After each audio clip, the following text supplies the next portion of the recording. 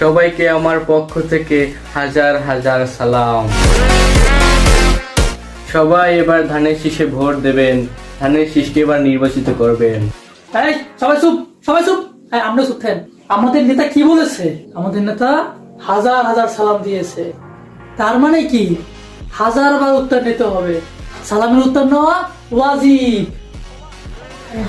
ওয়ালাইকুম আসসালাম, ওয়ালাইকুম আসসালাম, ওয়ালাইকুম আসসালাম, ওয়ালাইকুম আসসালাম, ওয়ালাইকুম আসসালাম, ওয়ালাইকুম আসসালাম।